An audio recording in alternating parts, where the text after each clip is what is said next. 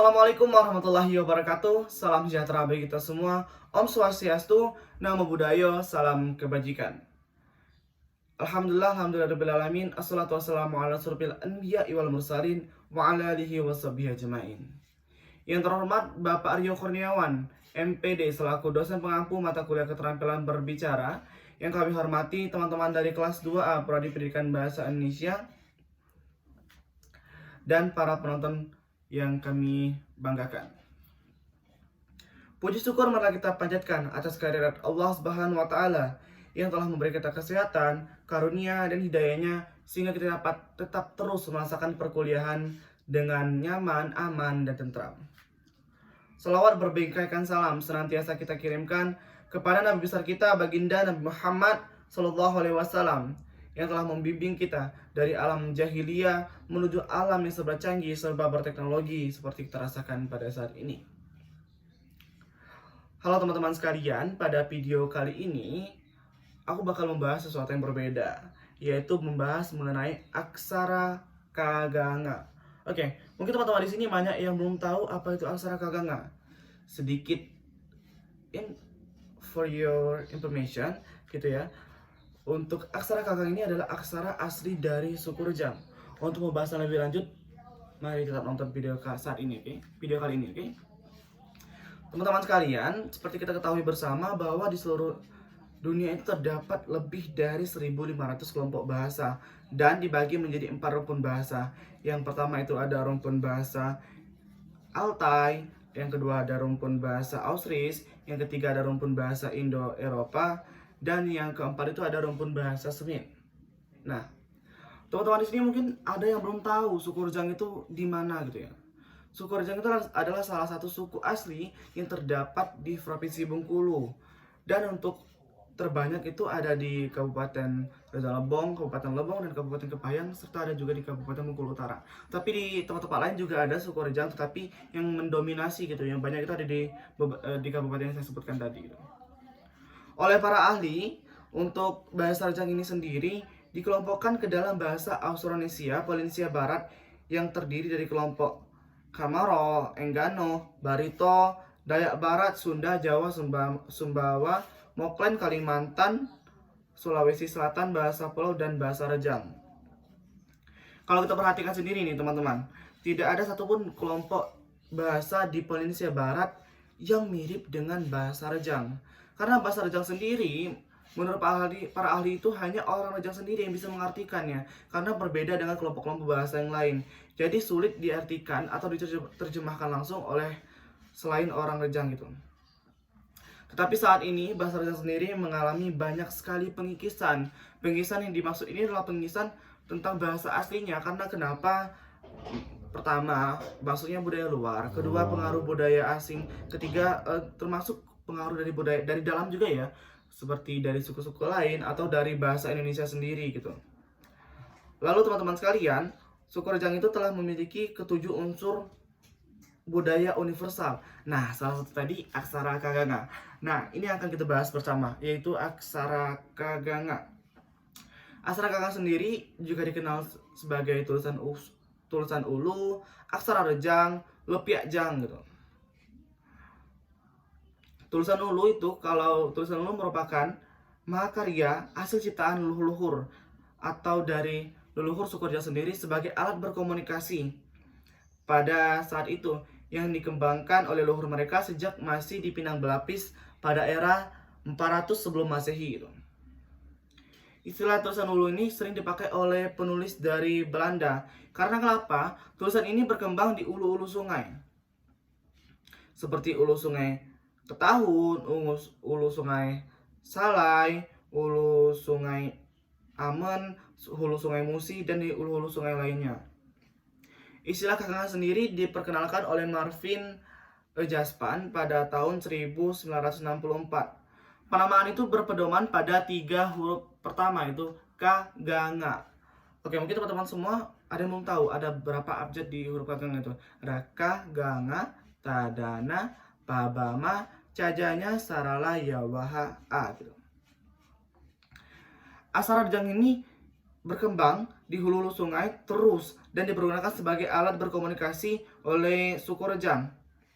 Pada kembangan selanjutnya, aksara Rejang memiliki turunan atau keluarga disebut tulisan rencong yang dipergunakan oleh suku Lembak, Pasma, Kaur, Serawai, Komaring, dan Kagangan Lampung yang dipergunakan oleh masyarakat Lampung. Menurut pendapat banyak orang bahwa aksara Rejang adalah merupakan hasil karya dari ciptaan leluhur mereka sendiri. Tetapi menurut para ahli, aksara Rejang ini merupakan turunan dari aksara Palawa yang berkembang di wilayah India Selatan pada era abad ke-3 sebelum Masehi, atau turunan dari aksara Kawi yang berkembang di wilayah Nusantara pada abad ke-8 Masehi. Tapi ada juga menurut pendapat lain, teman-teman. Pendapat tersebut menyatakan bahwa kalaupun aksara Rejang atau aksara Kagangan ini merupakan turunan atau dari hasil turunan dari aksara lain, tentu bukan dari aksara Palawa ataupun aksara Kawi, karena kalau dilihat dari hasil bentuknya, sudut alur, aksara Rejang ini kemungkinan aksara Rejang adalah hasil turunan perkembangan dari aksara Brahmi yang berkembang di India Utara pada era abad ke-6 sebelum Masehi.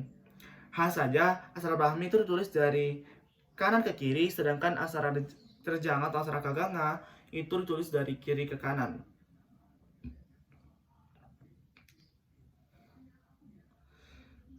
Lalu selanjutnya, teman-teman, dalam perkembangan dan kemajuan kebudayaan serta perluasan komunikasi yang menuntut interaksi lintas budaya yang menggunakan istilah atau kata-kata asing yang banyak diakomodir jika diucapkan atau dituliskan dalam aksara Rejang.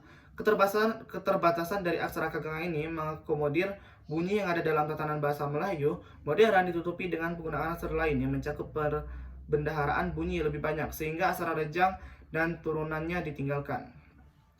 Untuk aksara Kaganga ini berjumlah 27 buah huruf yang terdiri dari 19 huruf tunggal atau buah tuai dan 8 buah aksara pasangan atau huruf imbang, dan aksara tunggal adalah lambang-lambang bunyi yang dapat dipandang sebagai fonem konsonan yang mengandung bunyi vokal yang dapat berdiri sendiri dalam bentuk bunyi atau kata.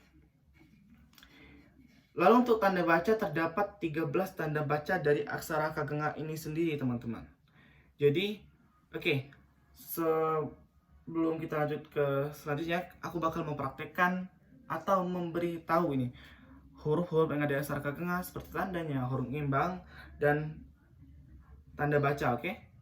Dan teman-teman sekalian, seperti yang kita lihat di layar saat ini, itu merupakan aksara Kaganga atau aksara Rejang, atau juga bisa disebut dengan tulisan ulu, yang berjumlah 27 buah huruf yang terdiri dari 19 buah huruf tunggal atau buah tuai, 8 buah aksara pasangan atau nyimbang, dan juga terdiri dari 13 tanda baca.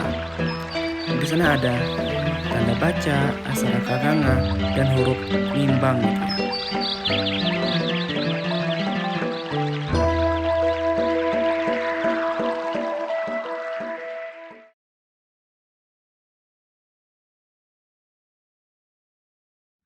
Oke teman-teman sekalian, setelah kita tahu tadi tentang aksara Kaganga ya, oke teman-teman, fun fact juga gitu kan, fakta menarik dari aksara Kaganga ini sendiri, bahwa aksara Kaganga itu tidak ada huruf X, tidak ada huruf Z gitu. Jadi biasanya kalau huruf Z itu diganti dengan huruf J. Biasanya jika ada kata zaman diganti zaman gitu, atau roza diganti dengan roja gitu.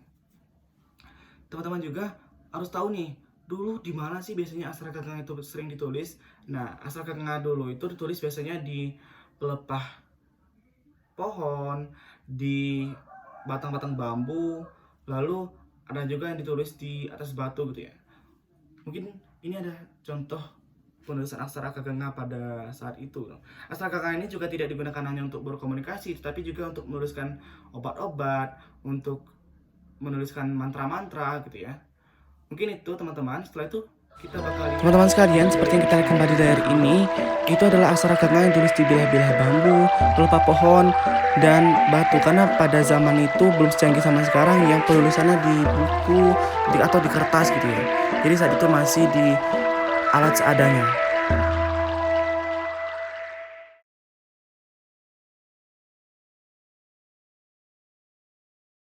Oke teman-teman, tadi itu adalah aksara kaganga yang ada huruf tunggal, huruf ngimbang, tanda baca gitu ya. Lalu teman-teman, aku nih mau praktek penulisan aksara kaganga. Tapi sebelum itu, mungkin banyak bertanya-tanya, kok aksara kaganga banyak berkembang di tempat lain ya, di hulu-hulu sungai lain. Nah, akan kita bahas kali ini mengapa aksara kaganga itu banyak berkembang di tempat-tempat lain gitu. Seperti kita ketahui bersama ya teman-teman, bahwa aksara kaganga itu berkembang di hulu-hulu sungai, di sepanjang hulu-hulu sungai lain gitu. Kenapa? Seperti kita ketahui pada abad ke-5 atau tahun 410 Masehi, kira-kira tahun tersebut, setelah terjadi perpecahan antara orang-orang Pinang Belapis karena ada perselisihan gitu. Pendapat dan kehendak dalam pemilihan raja di Pinang Belapis tersebut dan berakhir dengan perebutan kekuasaan. Kemudian orang-orang Rejang yang masih hidup pindah dan mencari daerah baru untuk dibangun perkampungan baru. Tentunya mereka membawa budaya leluhurnya ke tempat yang baru, salah satunya adalah aksara kaganga tadi. Oke, itu sedikit informasi dan aku bakal mempraktekkan gitu. Mungkin di sini aku bakal praktek nama aku sendiri ya, Randy gitu. Pertama kita tulis huruf Ra.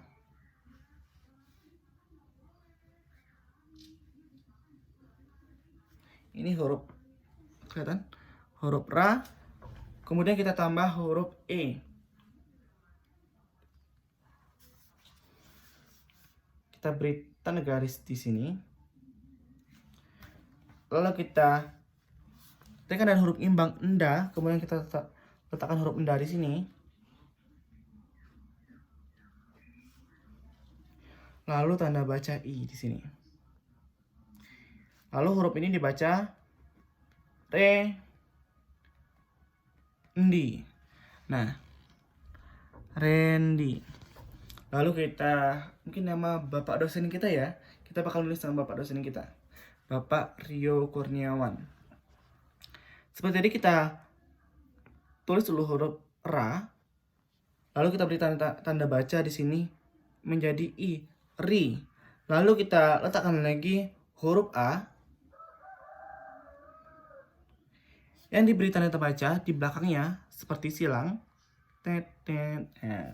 Rio, lalu K. Setelah huruf K kita beri lagi tanda baca di bawahnya titik yang menjadi Ku. Lalu Kur. Ada huruf R di sana, tapi bukan ramati yang Bang tulis, tapi tanda baca karena ada tanda baca kar gitu ya. Jadi kita beri tanda bacanya di sini, sebelah sini. Seperti centang, kur, lalu huruf na. Nah, lalu diberi tanda baca lagi I sini. Kur, ni, a.